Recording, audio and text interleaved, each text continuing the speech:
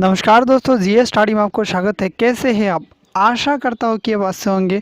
अगर आप हमारे टेलीग्राम चैनल पर जुड़ना चाहते हैं तो मनोरंजन ऑफिशियल सर्च करके जुड़ लीजिएगा।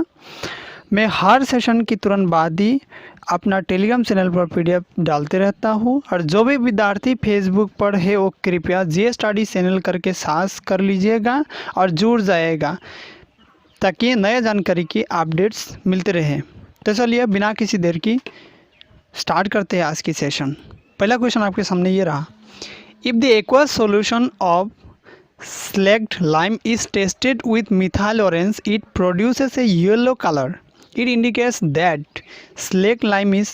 यदि मिथाइल ऑरेंज के साथ जले हुए चून के जलीय घोल का परीक्षण किया जाता है तो यह एक पीले रंग का उत्पादन करता है। यह इंगित करता है कि चूना है एक अम्ल, क्षार, नमक, इनमें से कोई नहीं। अब देखो क्वेश्चन में एक ट्रिक दी हुई है कि देखो जब भी ये बताया कि किसके साथ मिक्स करा जाए, स्लेक लाइम के साथ। हाँ, it indicates that slack lime is a. Slack lime क्या होता है, इसका प्रॉपर्टी इसको देखते ही उड़ा देना चाहिए ना सवाल को, क्योंकि देखो स्लेक लाइम जो है वो तो बेस है, बेसिक है ना, तो बेसिक होगा ना। जो भी कलर रही हो, अगर इंडिकेटर डालने से यानी मिथाइल ऑरेंज डाले और लिटमस डाले और कोई भी डाले ना, तब भी अगर इसमें एक बात देखना है कि स्लेक लाइम पूछ रहा है, स्लेक लाइम बोला हुआ है, तो स्लेक लाइम क्या होता है, बेसिकली बेस होता है। तो यही होगा ना answer. Option number second will be the correct answer. So moving to the next, the colour of litmus in sodium hydroxide solution. Sodium hydroxide घोल में लिटमस का रंग है क्या है, लाल, नीला, पीला, बैंगनी, क्या होगा? The colour of litmus in sodium hydroxide. देखो सोडियम जो एसिड है ना, एसिड लिटमस को क्या करता है, ब्लू से रेड में कन्वर्ट करता है। ठीक है, तो बेस क्या करेगी, बेस रेड से ब्लू में कन्वर्ट करेगा। तो अगर बेस में पूछा है तो बेस में लिटमस का कलर क्या होगा, ब्लू होगा ना, होगा कि नहीं होगा, बताओ यार। हाँ, जरूरी बात है, हाँ यही होगा ना आंसर। सो देखो अब अभी जो ये जो क्वेश्चन है बहुत इजी सा लग रहा है, तो नेक्स्ट देखेंगे अगले कुछ क्वेश्चन में हम लोग को दिखने को मिलेगा, टॉप जैसे लगेगा। तो चलते हैं नेक्स्ट क्वेश्चन पे। Phenolphthalein is an indicator it produces following colour in the acidic solution. Phenolphthalein एक सूचक है, यह अम्लीय घोल में निम्नलिखित रंग का उत्पादन करता है, पीला, गुलाबी, हरा, बैंगनी। मैंने बेरंगी बोला है, तो ठीक है। देखो क्या है कि फिनोप्थलीन जो है, जब भी कोई किसी ने अगर कभी भी अगर ट्राइटेशन करा होगा तो उसको याद है कि जब जो कोनिकल फ्लास्क दिया होता है, कोनिकल फ्लास्क में हम लोग बेसिकली जो एसिड बेस ट्राइटेशन करते हैं तो उसमें क्या लेते हैं, पहले कि जो कोनिकल फ्लास्क है उसमें क्या लेते हैं हम लोग, एसिड लेते हैं। ठीक है, और स्टैंड करके उसमें जो स्टैंड में से जो मतलब ड्रॉप वाइज गिराते हैं उसको बेस गिराते हैं। तो फिनोप्थलीन जब ऐड करा हुआ होता है तब भी कोई कलर नहीं हुआ होता है। जब बेस को एक्सेस अमाउंट गिरा देते हैं तभी कोई कलर निकलता है। जैसे कि फिनोप्थलीन के साथ हम लोग एसिड बेस रिएक्शन करा था, जो ट्राइटेशन के कोई किसी अगर लेबोरेटरी में करा था तो उन्होंने देखा होगा कि जो पिंक कलर हो जाता है। ठीक है, तो फिनोप्थलीन एसिडिक सोल्यूशन में पूछ रहा है, तो एसिडिक सोल्यूशन में उसका तो कोई कलर नहीं रहा होगा ना। अगर जब बेस डाला है, बेस अगर एक्सेस अमाउंट डाल दी तभी तो पिंक कलर आएगी ना। तो इसी हिसाब से क्या होगा, जो एसिडिक सॉल्यूशन है इसमें क्या होगा, कलरलेस होगा, तो बेरंग होगा। ठीक है, option number fourth is the correct answer. So moving to the next question. Fourth, onion, vanilla and clove oil are the example of. प्याज, वनीला और लौंग का तेल इसका उदाहरण है क्या? प्राकृतिक सूचक, कृत्रिम सूचक, सूंघने वाला सूचक, बोथ 1 and 2। अब देखो onion, vanilla and clove oil के बारे में पूछ रहा है। ये सब क्या है, देखो पहले से हम लोग ऑप्शन को चेक करते चलते हैं। ये प्राकृतिक सूचक है, देखो नेचुरल इंडिकेटर है, हाँ थोड़ा बहुत मान सकता है। देखो नेचुरल में बात करें तो ये जो ओनियन है ये नेचुरल लग रहा है, हाँ बाकी देखो क्लोव ऑयल ये सब में मिक्स हुआ हो सकता है, हाँ ठीक है। तो मान कर चलते हैं ये आधे आधा आधा आधा राइट है, हाँ ठीक है।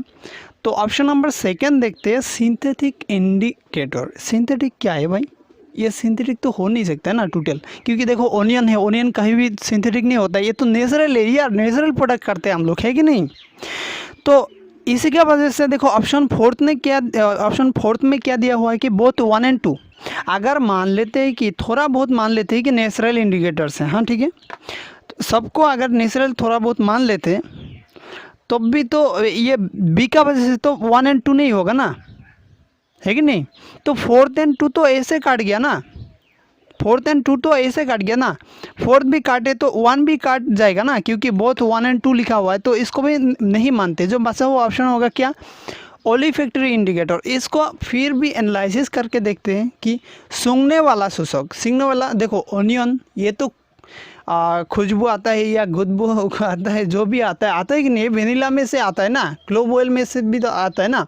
अगर जो लेबोरेटरी में किसी ने अगर मतलब किसी एक्सपेरिमेंट करा होगा तो इससे जो सूंघने वाला जो खुशबू जो जिन विद्यार्थी ब्लाइंड होता है उनके लिए ये सब एप्लीकेबल है, उनके लिए ये सब अप्लाई करा जाता है एज एन इंडिकेटर, हाँ ठीक है। अदरवाइज देखो लिटमस है, मिथाइलरेंस है, फिनोप्थिलिन है, ये सब यूज़ करा जाता है। लेकिन देखो बेसिकली ये जो ऑप्शन है ओलिफैक्टरी इंडिकेटर यही होगा करेक्ट आंसर इसका, है कि नहीं। अगर 1, 2 और 4 अगर काट गया तो third will be the correct answer. So moving to the next 5 is here, which of the following can be used as an acid base indicator by a visually impaired blind student. आप देखो पिछली सवाल में जो करी थी हम लोग ने, तो वही सवाल ना घूम करके इधर आ गया ना, पूछ दिया ना। देखो क्या पूछ रहा है, क्या निम्नलिखित में से एक का उपयोग दृष्टिहीन नेत्रहीन छात्र द्वारा एसिड बेस इंडिकेटर के रूप में किया जा सकता है। क्या लिटमस, हल्दी, वनीला सुगंध, पिटूनिया। अब देखो थोड़ी पहले मैंने बताई थी कि ये जो लिटमस है, लिटमस किसके लिए, लिटमस जो आँखें जिसका ठीक है वही तो देख पाएगा ना, जो कलर चेंजेस होता है। टर्मेरिक ये भी तो फिर इसका रंग का डिपेंड, मतलब क्या उसका ब्लाइंडनेस होने से तो ये रंग का तो पता नहीं चलेगा, इसलिए 1 और 2 तो गलत होगी ऐसे ही देखते ही ना। पिटूनिया लेस को हो या गोभी की पत्ता को हो, तो ये सब क्या है, देखो ये सब जिसका आँखें दिखते हैं तो उन लोग ही दिखेगा ना इसको। तो अब 1, 2 और 4 काट गया तो वेनिला एसेंस देखो ना, वेनिला एसेंस थोड़ी पहले बताई थी हमने क्या, जो जिन विद्यार्थियों ने देखते नहीं खुशबू से उन लोग पहचान लेते क्या क्या इंडिकेटर डाली है और क्या मतलब स्मेल आ रही है, तो उनमें से क्या ऑयल, वेनिला एसेंस और क्लोव ऑयल था ना, है कि नहीं। तो ओनियन था, वेनिला एसेंस था और क्लोव ऑयल था, तो इसी की वजह से third option will be the correct answer for this question. And 6 is here, onion loses its odour in, प्याज अपनी गंध खो देता है कब यार, अम्लीय माध्यम में, क्षारीय माध्यम में, दोनों माध्यम में, इनमें से कोई नहीं। अब देखो प्याज किस में गंध खो देता है, किस में, ये तो देखते ही उड़ा देना चाहिए ना सवाल को, ये तो हलवा जैसे हो गया ना। अम्लीय माध्यम में हो नहीं सकता है कभी भी नहीं। थर्ड देखो बथ दी मीडियम, अगर हो नहीं सकता है तो ये 1 और 2 कैसे, किस बात की हो सकती है भाई, ये तो जाहिर सी बात है ये भी तो कट जाएगी ना। तो फोर्थ ऑप्शन देखिए इनमें से कोई नहीं, ये भी तो कट जाएगा क्योंकि ऑप्शन नंबर सेकेंड अभी तक बचा हुआ है, हम लोगों ने चेक नहीं की। तो आप देखते हैं क्षारीय माध्यम में, हाँ बिल्कुल सही बात है भाई। कभी भी अगर अनियन को बेसिक मतलब बेस में रखा जाए, मतलब जैसे कि तुम टेस्ट कर लेना खुद में अगर घर पे बेस है, अगर सोडियम हाइड्रोक्साइड है या कोई भी बेस है, जैसे कि बेस तो बेसिकली होता है ना हर किसी का घर में, जैसे कि सोप और सोडा वगैरह वैसे हाँ वैसा फिर घुला के उसमें डाल दीजिए। तो डालने के बाद दिखेगा कि आपको ये जो इसका जो गंध है ये खो देगा, तो ठीक है, इसलिए option number second will be the correct answer. And next question 7 is here. Zinc metal reacts with sodium hydroxide solution to produce hydrogen gas. The salt produced in this reaction is hydrogen gas के उत्पादन के लिए दस्ता यानी zinc धातु sodium hydroxide घोल के साथ अभिक्रिया करता है। इस अभिक्रिया में उत्पादित नमक है क्या है? Sodium chloride, zinc chloride, sodium acetate, sodium zincate. अब देखो, जब भी कोई धातु यानी जब भी कोई मेटल किसके साथ रिएक्ट करते हैं, एसिडिक के साथ रिएक्ट करते हैं, तो वो क्या करता है कि जो मेटेलिक सॉल्ट फॉर्मेशन करता है, यानी मेटेलिक सॉल्ट बनता है और उसके साथ ही साथ हाइड्रोजन गैस प्रोड्यूस होती है। तो आप देखो, इसमें पूछ रहा है कि इसमें कह रहा है कि जो सोडियम हाइड्रोक्साइड ये तो बेस है ना, फिर हम लोग को एक बात पता है कि जो स्ट्रॉन्ग बेस है, स्ट्रॉन्ग बेस, सारे स्ट्रॉन्ग बेस सिर्फ मेटल के साथ रिएक्शन करता है सिवाय वीक बेसेस। ठीक है, तो सोडियम हाइड्रोक्साइड तो हो गया ना स्ट्रॉन्ग बेस, तो ये रिएक्ट करके क्या हो करेगा कि जो मेटेलिक सॉल्ट है वो फॉर्मेशन करेगा। जिंक के मेटल है तो सोडियम का साथ रिएक्शन करके क्या फॉर्मेशन करेगा? बताओ यार, सोडियम क्लोराइड, ये क्लोराइड कहाँ से आ गए? जिंक क्लोराइड, क्लोराइड तो आएगी नहीं ना। तो देखो ना, सोडियम और जिंक और एक साथ जुड़ के सोडियम और जिंक एक साथ मिल करके एक सॉल्ट फॉर्मेशन करेगी और उसका नाम होगा जो sodium zincate. Fourth will be the correct answer for this question. So moving to the next 8 is here. The chemical formula of sodium zincate is. आप देखो, वही क्वेश्चन के सीधा सीधा पूछ रहा है कि सोडियम जिंकेट की फॉर्मूला बताओ। अब देखो, सोडियम जिंकेट, ये जो क्वेश्चन है ना, ये रटा हुआ जैसा होना चाहिए। अदरवाइज मेरे पास भी एक ट्रिक है कि किसी भी कंपाउंड को जब रिएक्शन होने का बाद जो फॉर्मेशन होते हैं ना, वो जो न्यू कंपाउंड फॉर्मेशन होते, वो मतलब याद करना नहीं चाहिए, इसको रटने नहीं चाहिए। लेकिन ये तो रटा हुआ है ऑलरेडी, बट इसको बिना रटे कैसे याद करते हैं, वैसे ट्रिक भी है। बट खैर, अगली सेशन में अगर हो पाएगा तो मैं समझा दूंगी। इस बारे में आप लोग कमेंट करके बताना कि इसको अगर बिना रटे कैसे याद करें, सिंपल तरीक़ा से, मतलब लॉजिकली, और कमेंट करके बताना ना भूलें। तो फिर चलते हैं नेक्स्ट क्वेश्चन पे। इसके लिए तो सही होगा सेकेंड ऑप्शन।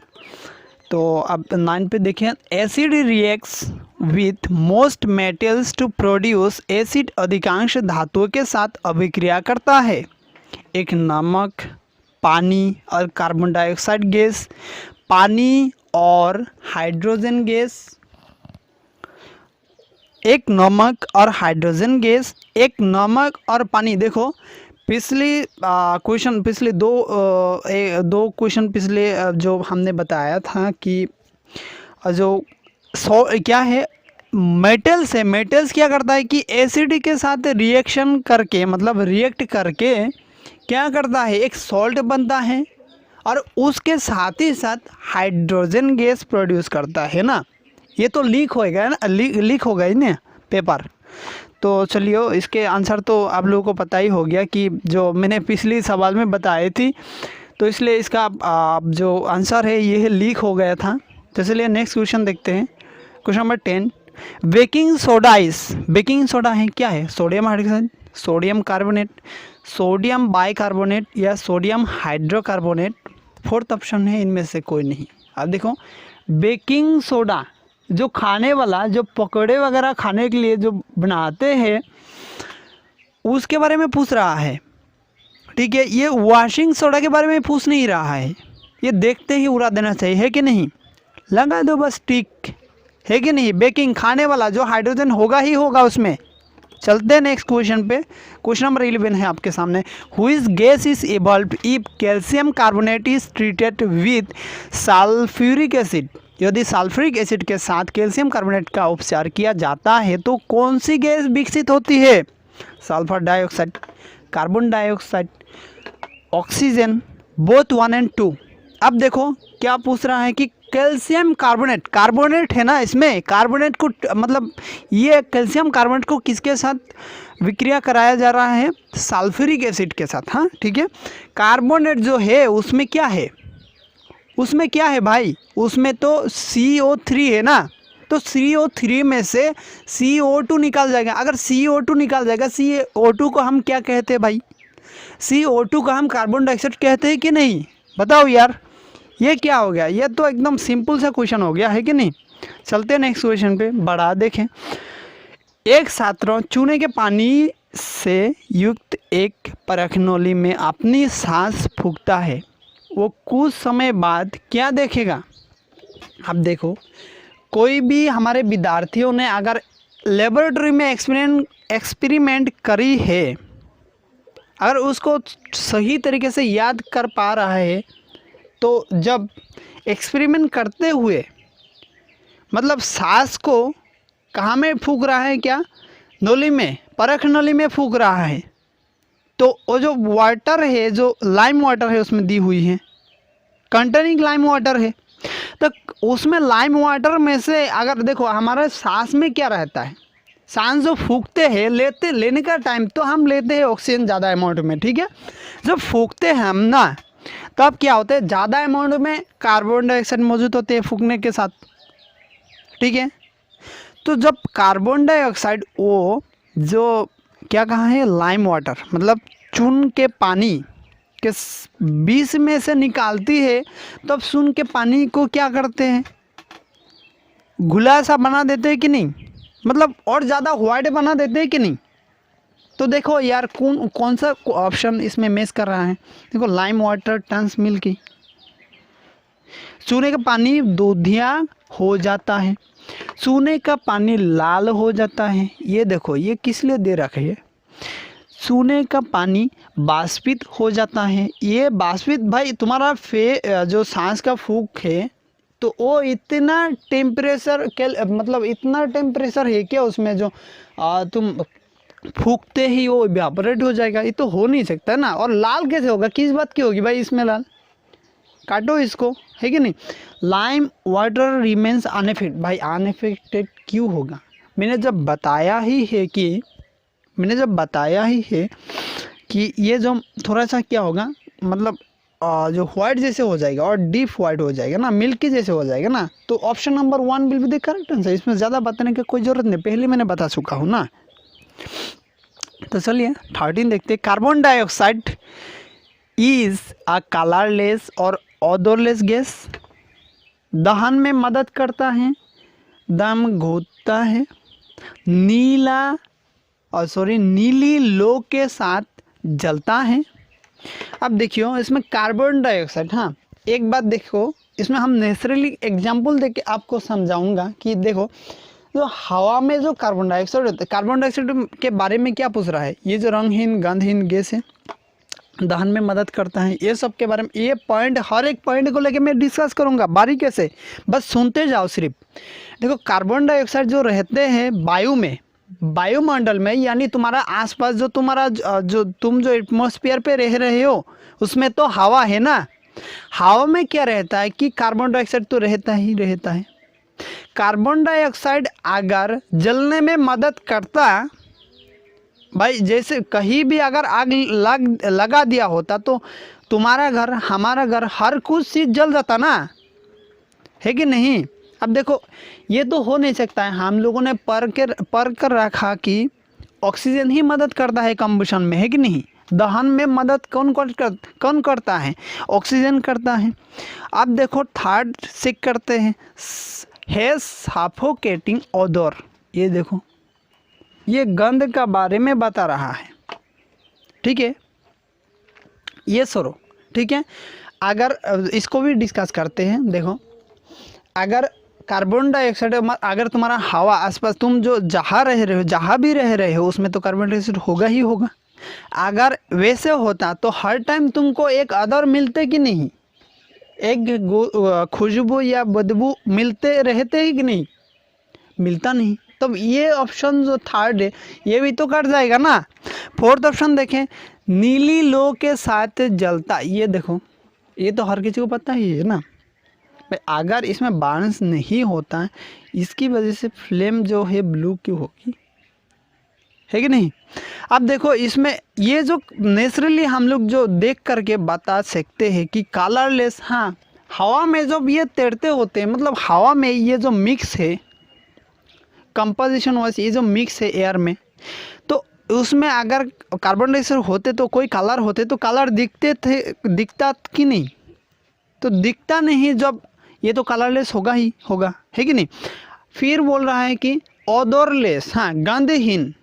भाई अगर मैंने बताई ही है ना कि अगर कार्बन डाइऑक्साइड वजह से हवा में कार्बन डाइऑक्साइड, अगर कुछ कार्बन डाइऑक्साइड के कुछ बदबू या सुगंध होते तो हम लोग को हर टाइम मिलते रहते ना, ये भी तो नहीं मिलता है, मतलब हवा में तो होता ही होता है ना हर टाइम में, तो इसलिए यही होगा इसका correct answer.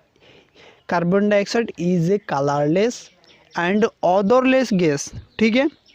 Option number 1 will be the correct answer for this question. Move to the next. 14 is here in front of you.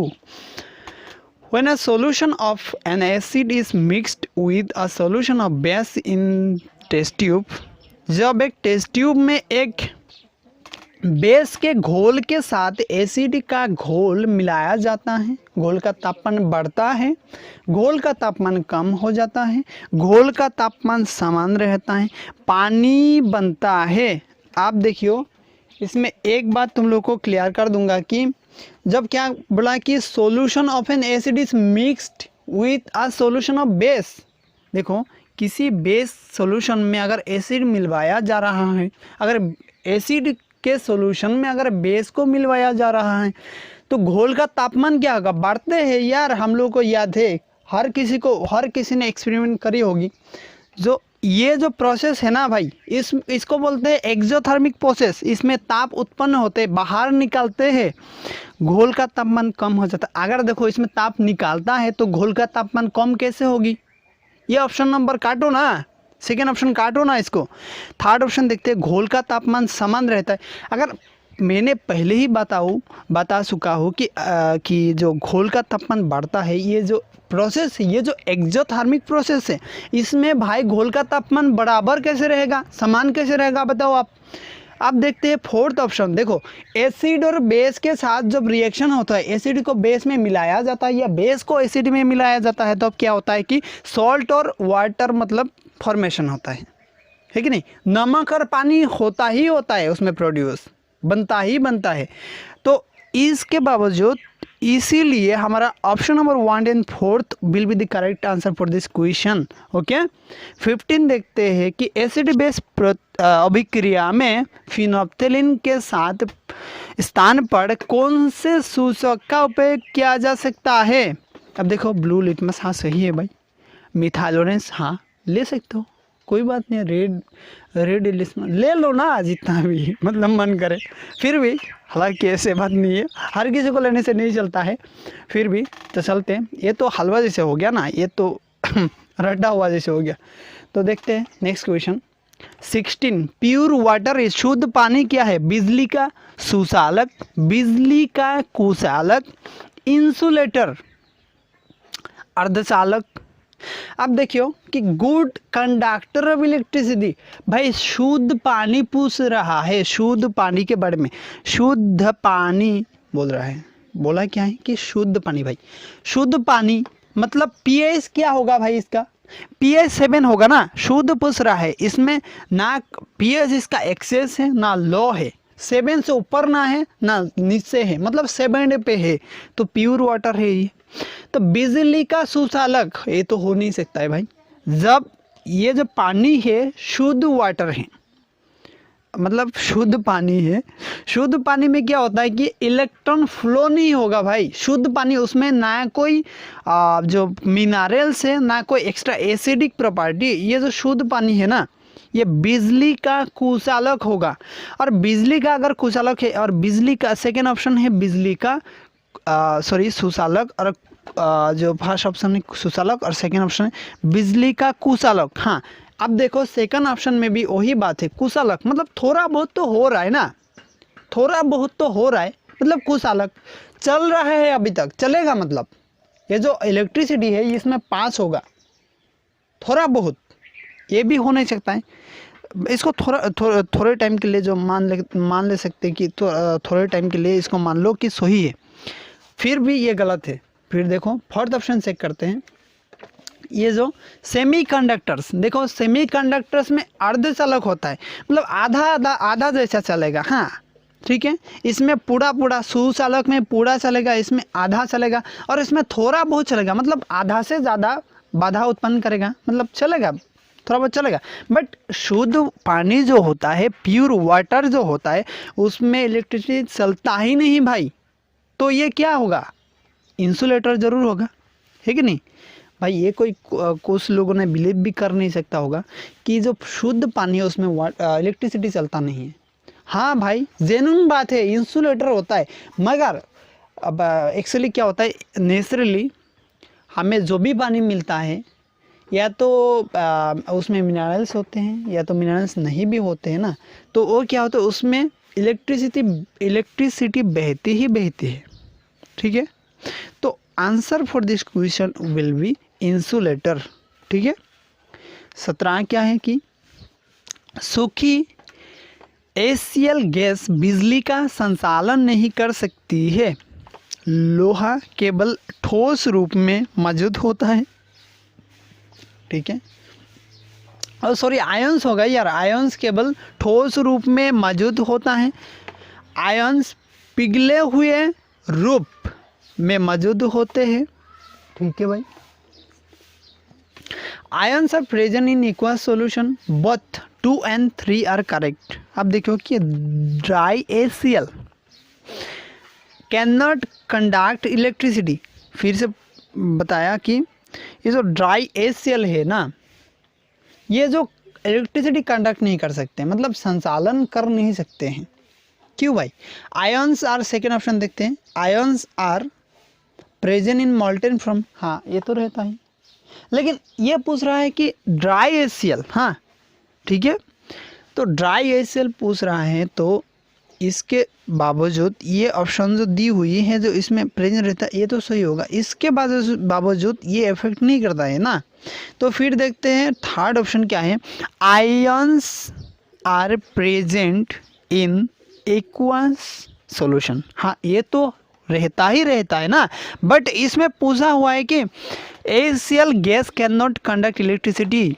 HCl dry में है, ड्राई अवस्था में है, सूखा हुआ अवस्था में है। ठीक है, तो ये जो इफेक्ट नहीं करेगा, इसमें तो एक्वस सॉल्यूशन दी हुई है ना, तो बोथ 2 and 3, वैसे भी फोर्थ भी कैंसिल है ना। अब देखो 1 को एनालिसिस करते हैं थोड़ा, ions are present only in solid form ना, इसीलिए तो हो नहीं रहा है ना। ड्राई अवस्था में क्या होता है कि आयंस सॉलिड फॉर्म में रहता है, तो उसका जो पावर है वो पावर दिखा नहीं सकते हैं ना।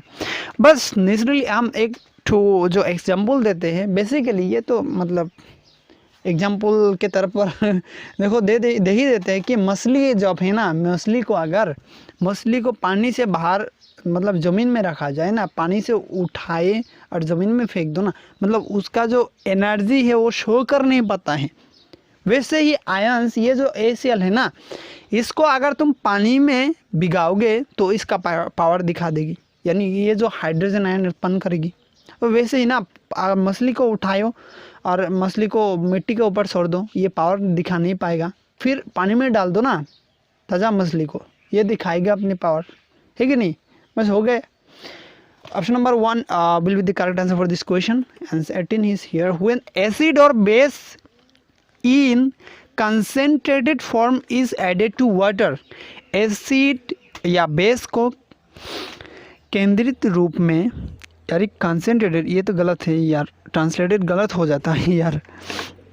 पानी में जोड़ा जाता है, जब पानी में जोड़ा जाता है, हाँ जो कॉन्सेंट्रेटेड है, जो गाढ़ा है, काढ़ा, हम ठीक है, उसमें अगर जो पानी डाला जाता है तब क्या होता है, एसिड और बेस दोनों में किसी एक में, हाँ ठीक है, नो हीट चेंजेस देयर, कोई गर्मी परिवर्तन नहीं है, गर्मी अवशोषित नहीं होती है, यह विकसित है, ताप परिवर्तन निश्चित नहीं है।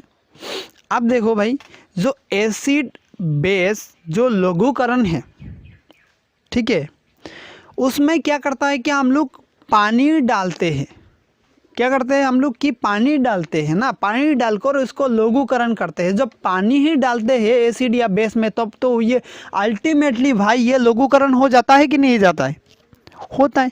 तो भाई लघुकरण हम लोग को याद है कि लघुकरण प्रक्रिया जो है एक हीट रिलीजिंग प्रक्रिया है ना, ताप छोड़ने वाला प्रक्रिया है। ताप अगर छोड़ने वाला प्रक्रिया है तो no heat change is there. ये कैसे हो सकता है?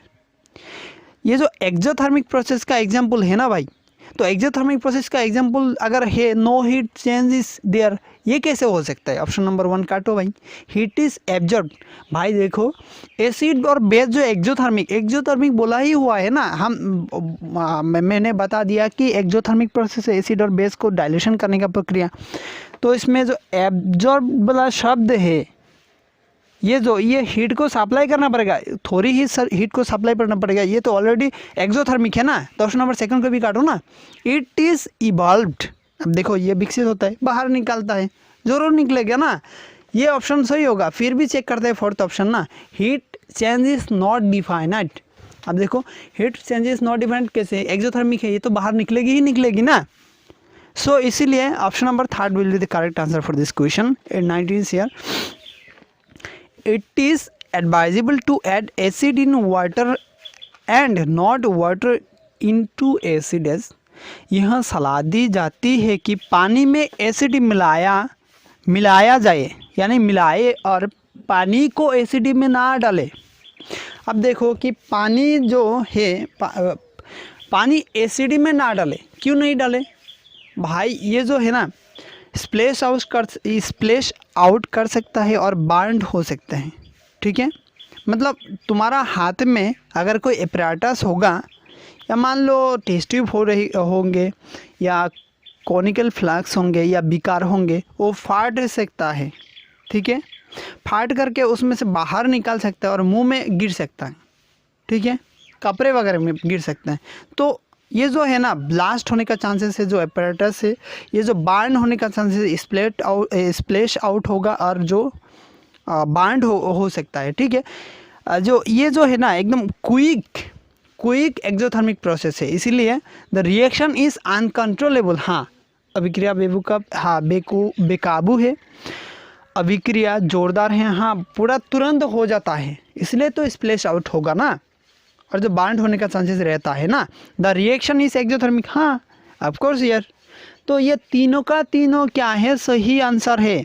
तो इन तीनों के लिए जो 4th ऑप्शन दी हुई है कि all of the above will be the correct answer. So 4th will be the correct answer for this question. When water is added to a base or an acid, how does the concentration of OH/H ion यानी hydroxide और hydrogen ion, hydroxyl और hydrogen ion बोल भी सकते हैं, change per unit volume. जब पानी को एक क्षार या एक अम्ल में डाला जाता मतलब जोड़ा जाता है तो हाइड्रोक्साइड हाइड्रोजन आयनों की एकाग्रता प्रति यूनिट आयतन में कैसे बदल जाती है। अब देखो मैंने अभी बताया कि जो एसिड वाटर है ना, एसिड या बेस में डालने से क्या होता है, लघुकरण होता है भाई। लघुकरण जब होगा, और मैंने क्या बताया एक्सोथर्मिक का इसमें कुछ फर्क नहीं पड़ेगा कि ऑप्शन में कोई एक्सोथर्मिक एंडोथर्मिक दी नहीं हुई है। तो अब देखो ऑप्शन में क्या दिया हुआ है कि ताप जो है ना, मतलब जो आयन ताप नहीं, आयन का जो पर यूनिट वॉल्यूम है, मतलब मान लो कंसंट्रेशन, ठीक है, कंसंट्रेशन डायरेक्ट मान लो कि कंसंट्रेशन क्या होगा कि बढ़ती है, वैसा ही रहता है, बदलता नहीं है, कम हो जाती है। अब देखो अगर एसिड में पानी डालोगे ना तो उसका हाइड्रोजन आयन क्या होगा भाई, ये तो कमती हो जाएगा ना, पहले से जो करा था पहले वो पानी डालने के बाद क्या होगा, लघु होगा ना, है कि नहीं। पहले स्ट्रॉन्ग था, अब पानी डाल दिया क्या होगा, वीक होगा कि नहीं होगा, जाहिर सी बातें होगा यार। सर जी बोलो आप बोले सर जी आप बताओ जो बेस है, बेस में क्या होगा, बेस अगर मान लो कि सोडियम हाइड्रोक्साइड में क्या होता है, वो जो उसमें कंसंट्रेशन किसकी रहते हैं, हाइड्रोक्सिल आयन का रहता है, हाइड्रोक्साइड आयन का रहता है कि नहीं रहता है। अगर हाइड्रोक्साइड आयन उसमें ज़्यादा रहता है तभी तो कंसंट्रेटेड बोलते हैं ना हम लोग। उसमें अगर पानी डालोगे तो क्या होगा, हाइड्रोक्साइड आयन की जो पर यूनिट वॉल्यूम है वो कमती हो जाएगा कि नहीं हो जाएगा, तो इसी की वजह से वीक हो जाएगा, है कि नहीं। तो ये क्या कंसंट्रेशन पर क्या असर पड़ता है, बढ़ती है, वैसा ही रहता है, बदलता नहीं, कम हो जाते हैं भाई, कम हो जाती है कि नहीं जाती है। ठीक है, अब लोग सर ऑप्शन नंबर 4 को टिक कर दो, हाँ कर दिया मान लो। अब चलते नेक्स्ट क्वेश्चन पर 21 पर चलते। A shiny brown substance X on heating in the air turns black and a new compound Y is formed. Name the substance X and black compound Y. हवा में गर्म करने पर एक चमकदार भूरा पदार्थ X काला हो जाता है और एक नया यौगिक Y बनता है। पदार्थ का नाम X और ब्लैक कंपाउंड Y है। आप देखो भाई, ये सवाल जो है ना देखने में थोड़ा सा ट्रिकी हुआ लग रहा है, इसमें देखने से थोड़ा सा टफ जैसा लग रहा है, बट वैसे टफ ही नहीं है। आप देखो, हम लोगों ने ऑक्सीडेशन के बाद पढ़े थे, जब क्या जो ऑक्सीडेशन में क्या होता है, जो रस्टिंग प्रोसेस पढ़े थे, जो आयरन को रस्ट हो जाता है, और जो चांदी है, सिल्वर मेटल, वो भी रस्टिंग हो जाता है, काले पड़ जाता है कि नहीं। फिर वैसे देखो शाइनी ब्राउन सब्सटेंस, भाई शाइनी ब्राउन सब्सटेंस कौन सा होता है, कौन सा होता है, आयरन। क्या क्या आयरन शाइनी ब्राउन होता है? नो यार, ये तो ब्लैक होता है। फिर बोलोगे ऑप्शन नंबर 4 देखो, ये ऑप्शन नंबर 1 भी तो काट जाएगी ना। फिर देखो ऑप्शन नंबर 4 क्या पूछ रहा है कि क्या दिया हुआ है कि एक्स इज इक्वल एल्यूमिनियम। भाई एल्यूमिनियम देखने में शाइनी लगता है क्या, शाइनी ब्राउन लगता है क्या? ये तो वाइट है भाई, है कि नहीं। अब लोगे सर जी ये ऑप्शन भी काट दो, काट दिया मैंने, लो बचा रहा क्या, थर्ड एंड सेकंड बचा रहा। अब थर्ड भी चेक करते हैं सर जी, बोले हाँ चेक कर लो। एक्स इक्वल क्या है, कॉपर दी हुई, हाँ भाई कॉपर सही हो सकता है, क्योंकि कॉपर जो है ना ये शाइनी ब्राउन है, चमकदार भूरे है, चमकदार भूरा रंग का है। ठीक है, तो कॉपर जब इसको जलाया जाता है तो कॉपर हाइड्रोक्साइड कैसे बनेगी भाई, कॉपर जो ऑक्साइड है उसको अगर पानी में डालोगे तो अभी तो कॉपर हाइड्रोक्साइड बनेगी, है कि नहीं। तो ये जो जलाने के बाद क्या पूछ रहा है, जलाने के बाद पानी में घुलाया जाने के बाद नहीं पूछ रहा है, तो इसीलिए option number 3 also incorrect. And option number 2 वैसे जो बचा रहा ऑप्शन हमारा हाथ में है वो सेकेंड है, वैसे तो सेकेंड ही करेक्ट हो जाएगा ना। फिर भी हम लोग चेक करते हैं, देखो कपाड़ को अगर जलाया जाता है तो कपाड़ ऑक्साइड बनता है, ठीक है। देखो फिर इसमें तो कोई डाउट नहीं रहेगी ना, इसमें कॉपर, जैसे कि मैग्नीशियम को जलाया जाने के बाद मैग्नीशियम ऑक्साइड मिलता है, वैसे ही कॉपर जो है शाइनी ब्राउन है भाई, और इसको अगर जलाया जाए तो कॉपर ऑक्साइड बनती है। ये जो the air turns black, okay, the new compound is Y is here copper oxide, X is copper. तो चलते हैं नेक्स्ट क्वेश्चन पर 22। Which statement is correct for the reaction copper oxide plus hydrogen जो उत्पन्न होता है प्रोड्यूसेस क्या, copper plus water molecule, okay. Copper oxide plus hydrogen और जो उत्पन्न होता है क्या, कॉपर प्लस पानी के मॉलिक्यूल यानी पानी का अणु। अभिक्रिया के लिए कौन सा कथन सही है, copper oxide is reduce, copper oxide अपचयन हो गया है, हाइड्रोजन ऑक्सीकरण हुई है, कॉपर ऑक्साइड अपचयन हो गया है और हाइड्रोजन ऑक्सीकरण हुई है। जब बथ कॉपर ऑक्साइड और हाइड्रोजन दोनों ही ऑक्सीकरण होते हैं। आप देखियो कि भाई इसमें ये जो रिएक्शन है ना, ये जो रिएक्शन है ना ऊपर में, इसको देखते ही हम लोग सवाल की सही आंसर लिखते चलेंगे, यानी मतलब इसको देखते ही पता चल जाएगा यार। ये देखो कॉपर ऑक्साइड, इसके साथ ऑक्सीजन है और इसमें जाकर के जब हाइड्रोजन के साथ रिएक्शन करा है तब क्या बना कि कॉपर और पानी बन गया।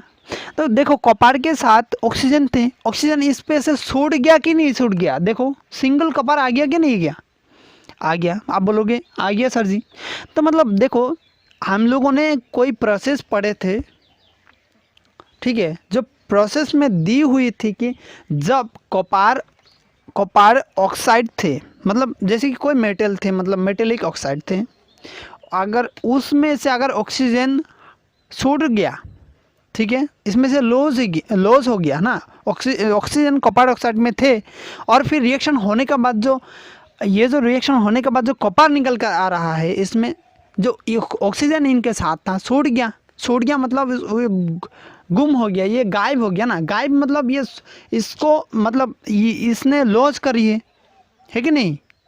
अगर इसने लॉस करी है तो क्या रिड्यूस हो गया, नहीं रिड्यूस हुई कि नहीं हुई। देखो ऑक्सीजन था फिर ऑक्सीजन छूट गया, ऑक्सीजन था फिर ऑक्सीजन छूट गया तो क्या होगा रिड्यूस्ड। हाँ रिडक्शन हो गया कि नहीं हो गया, हो गया बोले सर।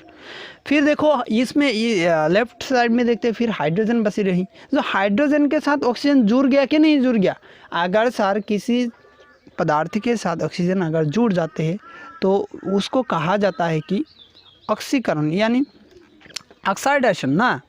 ये जो पहली वाली कॉपर ऑक्साइड है ये रिडक्शन हो गया और जो हाइड्रोजन है ये ऑक्साइडेशन हो गया, मतलब ऑक्सीजन को गेन कर लिया और कॉपर ऑक्साइड ऑक्सीजन को लॉस हो गया, कॉपर ऑक्साइड ऑक्सीजन को लॉस कर गया और हाइड्रोजन जो है इन्होंने ऑक्सीजन को गेन करा।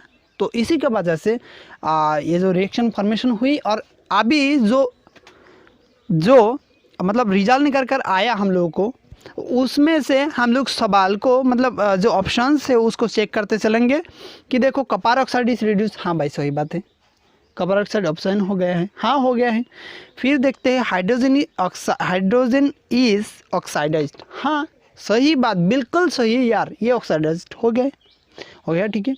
फिर ऑप्शन नंबर 3 है copper oxide is reduced and hydrogen is oxidised. हाँ आप देखो ये दोनों भी सही है ना, ये दोनों को एक साथ जोड़ करके लिखा है सिर्फ, है कि नहीं।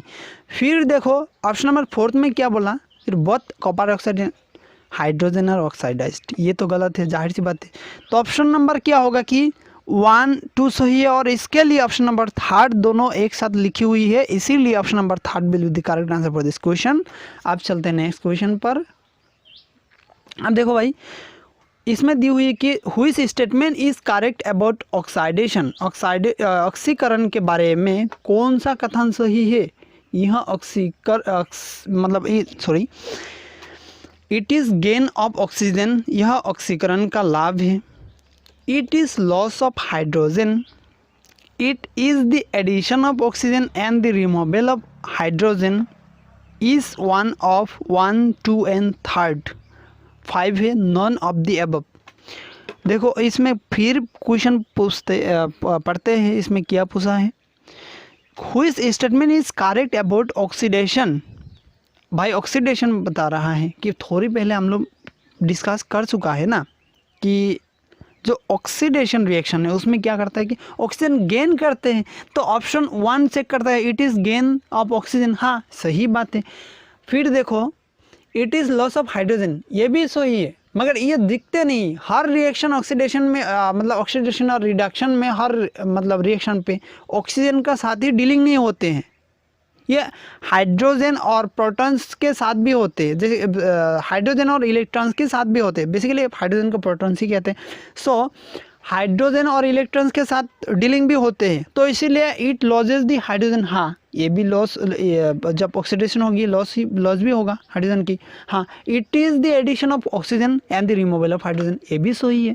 अब देखो फोर्थ क्या कह रहे हैं कि is one of 1 and 2, 1, 2 and 3, मतलब 1, 2 और 3 ये तीनों की तीनों सही है, इस वाले ऑप्शन में दी हुई है, तो यही सही होगा ना। अब फिर भी 5 से करते हैं नॉन ऑफ दी अबव दी हुई है, तो ये तो कट जाएगी ना। Option number 4 will be the correct answer for this question.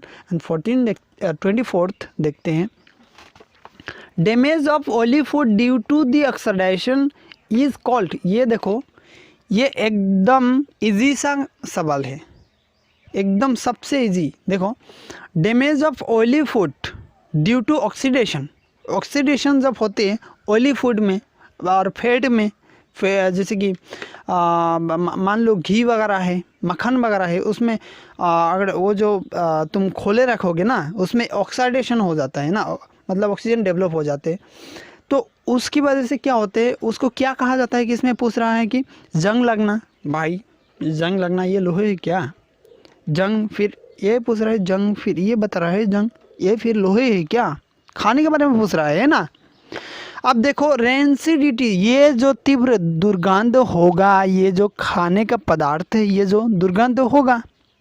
हाँ, ऑक्सीडेशन जब होगा ना ऑयली फूड में तब दुर्गंध होता ही है। और इस प्रोसेस को क्या कहते हैं, रेंसिडिटी। हाँ ये सही है, बट फिर भी फोर्थ ऑप्शन को चेक करते हैं, रिडक्शन।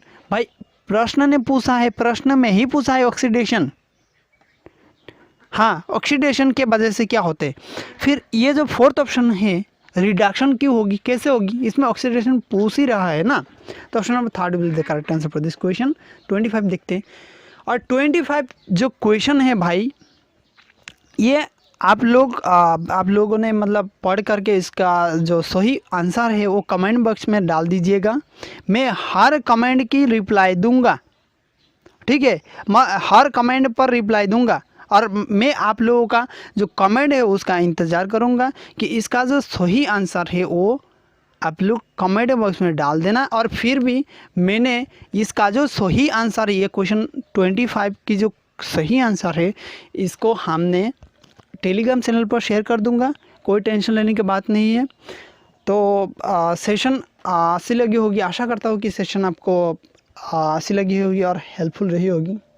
तो अगर सेशन अच्छी लगी मेरे लिए ना सही, आपके लिए तो एक लाइक तो बनती है ना, है कि नहीं।